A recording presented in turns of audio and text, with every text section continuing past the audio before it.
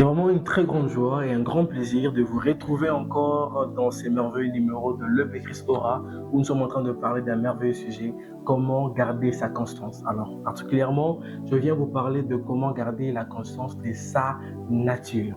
On a été béni par l'honorable Emmanuel qui nous a parlé de comment garder la constance dans ses relations. L'honorable Isaac nous a parlé aussi de comment garder la constance dans ses compétences professionnelles.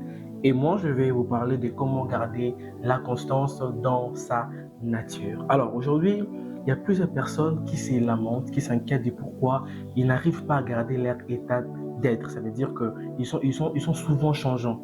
Et il y a beaucoup d'ailleurs qui m'apprennent que non, ils n'étaient pas comme ça. Ce sont les gens qui les ont changés, c'est la nature des gens, et c'est leur environnement qui les a changés. Vous allez voir quelqu'un qui était dans une certaine commune, il avait un certain comportement, mais quand il déménage, il change complètement. Alors, comment garder la conscience de sa nature?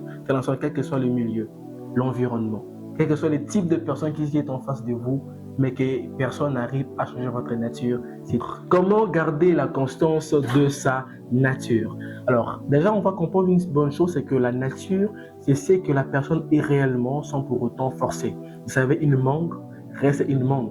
Une mangue n'a pas prié pour être une mangue. Elle est une mangue parce qu'elle est une mangue. Et vous allez voir qu'en réalité, le soleil est soleil. Donc, c'est sa nature. Il ne peut pas devenir la lune et la lune ne peut pas devenir le soleil. Donc, chacun gardera sa nature. Alors, vous savez, quand on était dans le monde, on a vu la nature pécheresse. Ça veut dire qu'on était appelé à nous comporter et à façonner notre identité comme le monde. Ça veut dire qu'on n'avait rien de divin en nous. D'abord, vous allez voir que tous ceux qui ne sont pas en Christ ont la facilité d'être méchants, la facilité d'être mauvais, parce que c'est ça leur nature. Alors maintenant, voici ce que Jésus est venu faire de prêcher pour nous.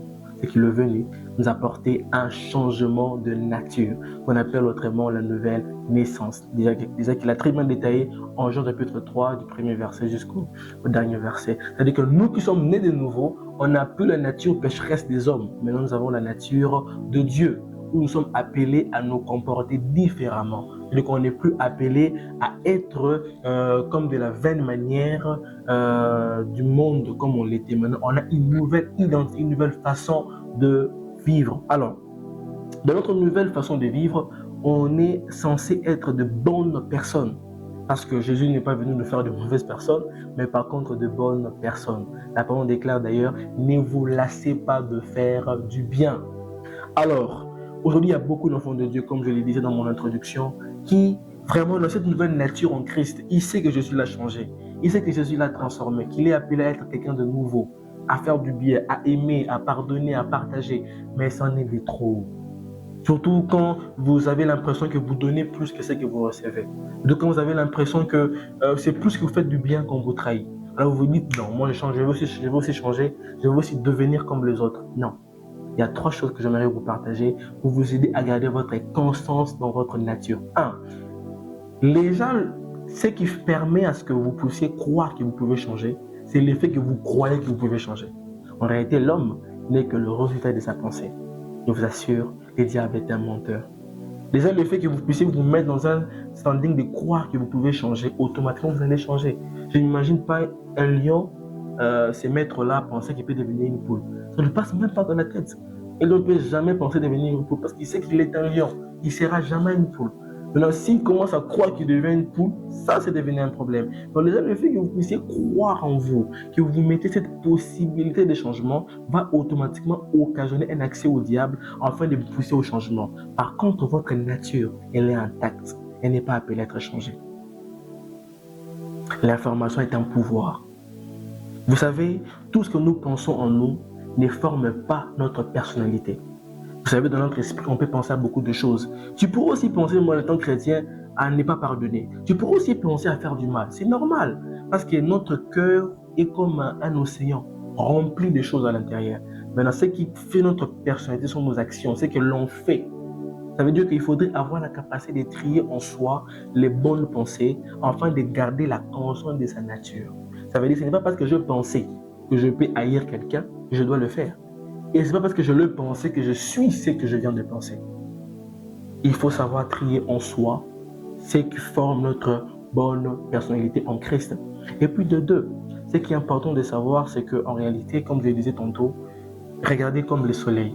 Le soleil, n'a jamais demandé en retour aux hommes la dîme ou encore peut-être un cadeau parce qu'il nous donne la lumière tous les jours. Chaque jour, on se réveille le matin, le soleil ne fait que nous accorder de la lumière. Je ne sais pas même s'il y avait un jour une organisation qui a organisé, bon, on va faire une conférence, un cadeau à offrir au soleil, jamais. Et puis le soleil ne s'en plaint jamais. Chaque jour. D'ailleurs, des fois même, on a l'habitude de parler mal contre le soleil. Ah oui, il fait très chaud. Je vous dis, c'est comment le soleil nous énerve un peu. Vous voyez un peu. Mais le soleil ne se plaint jamais. Il ne demande rien en retour. Il fait simplement, c'est pourquoi il existe. Vous savez, une source d'eau est source d'eau parce qu'elle fait jaillir de l'eau. Dès l'instant que la source d'eau ne fait plus jaillir de l'eau, elle n'est plus une source. Ça veut dire, notre nature est démarquée par notre fonction d'être. Ça veut dire, si je suis une bonne personne, je suis appelé à produire que des bonnes actions. C'est-à-dire qu'en moi ne peut pas sortir de mauvaises actions. Comme la parole démontre clairement qu'en réalité, d'une même source ne peut jamais sortir de l'eau douce et de l'eau amère. C'est-à-dire que de votre cœur et votre précieux cœur ne peut aucunement sortir de la méchanceté en même temps de la bonté. Ça, vous devriez le savoir. Ça veut dire que déjà le fait que vous croyez et que vous vouliez que parce que vous faites qu'il y ait un retour, là est un problème. Parce qu'en réalité, le but principal qu'on doit avoir, c'est de continuer à être c'est pourquoi nous sommes nés, de bonnes personnes, sans pour autant attendre quelque chose en retour.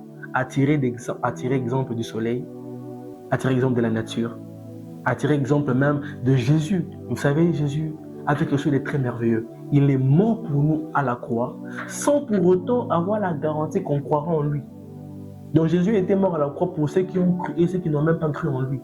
Vous voyez un peu cette dimension de cœur que Jésus avait. Il savait qu'il était venu pour une mission. Mourir pour tous les hommes. Ceux qui auront cru, gloire à Dieu, ceux qui n'auront pas cru. Quoique c'est triste, mais ce n'est pas pour ceux qui n'ont pas cru qu'il a arrêté sa mission. Ce n'est pas pour ceux qui ne sont pas reconnaissants vers toi que tu dois changer de cœur. Ce n'est pas pour ceux qui montrent de l'ingratitude envers toi qu'il faut que tu changes de cœur. Non. Garde ta personnalité. Garde celui que tu es, car c'est pour ça que tu es né. Quand on te remettra même le mal pour le bien que tu as fait, garde silence. Car tu es né pour ça. C'est ça qui forme ta personnalité. C'est ça qui forme ton essence. Quand tu commenceras à changer, tu n'auras plus d'identité. Tu n'auras plus d'identité. Et puis de 3, c'est savoir maîtriser la notion du lieu secret de Dieu. Ça veut dire quoi? Je vais expliquer rapidement. Vous savez, Jésus nous parle précisément en Matthieu chapitre 6, il nous relate l'histoire de ces personnes, de ces pharisiens qui voulaient à tout temps, quand ils faisaient du bien, le faire en public, quand ils voulaient partager, le faire en public, afin que les hommes le voient. Pourquoi? Jésus a dit quelque chose que j'aime beaucoup. Ces gens-là, quand ils le font, ils prennent leur récompense. Pourquoi? La gloire des hommes. Ils veulent quand ils font du bien, que les hommes le voient. Ils veulent qu'ils soient en train de partager, que les hommes soient en train de le voir. Donc ils veulent que toutes leurs actions, qu'on le voit. Pourquoi? Ils ne les font pas pour Dieu. Ils les font pour les hommes. Donc après, ils vont attendre de la gratitude, les honneurs, les éloges, parce que ça leur récompense et ça leur fait du bien. Maintenant, nous, enfants de Dieu, on doit comprendre une chose, c'est que quand on fait le bien, ce n'est pas directement d'abord pour les hommes qu'on le fait, mais c'est pour Dieu qu'on le fait. Ça veut dire, c'est auprès de lui qu'on attend une récompense. Tu peux faire du bien à quelqu'un ici, et ce n'est pas de lui automatiquement que tu reçois une rémunération ou une reconnaissance. Mais vu que c'est pour Dieu que tu l'as fait, Dieu peut passer par un autre canal pour te bénir, pour te récompenser. Dieu demeure la source, mais il peut utiliser plusieurs canaux. Donc nous, on n'a pas à s'inquiéter des canaux. On n'a pas besoin de vivre dans des relations gagnant-gagnant, dans des relations 50-50. Non, non. Quand on fait du bien, quand on est une bonne personne, quand on manifeste l'amour, même là où il y a la haine, c'est pour Dieu qu'on le fait. Il y a une seule chose que Jésus attend de la terre, c'est de voir les hommes s'aimer les uns les autres. C'est un amour vrai. Alors, sois constamment cette occasion de la vie du Seigneur, d'être celui, quand Jésus regarde, le fier. Voici sur la terre au moins un homme qui aime les autres sans rien attendre en retour. Et je lui ai dit, il vous a été dit, aimez vos amis, mais haïssez vos ennemis, mais moi je vous dis, aimez vos ennemis. Saluez même ceux qui ne vous saluent pas. C'est dur, n'est-ce pas? C'est ça notre personnalité. et les 3 principes à retenir en soi afin de garder la constance de sa nature. Shalom.